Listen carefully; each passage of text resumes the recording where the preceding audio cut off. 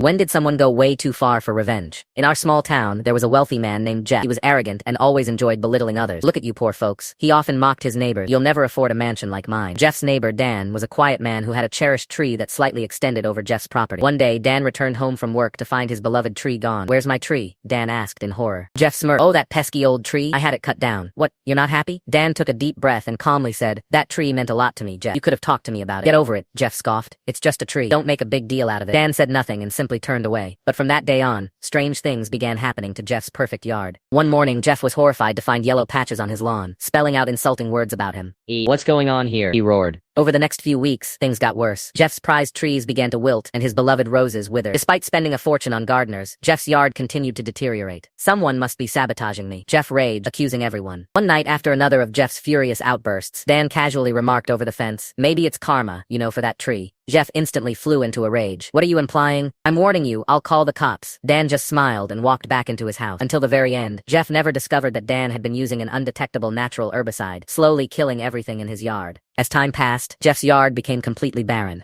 Neighbors whispered among themselves, some saying it was nature's punishment, others feeling Jeff was finally reaping what he had sown. And Dan? He quietly planted a new sapling in his own yard, patiently waiting for it to grow into a mighty tree.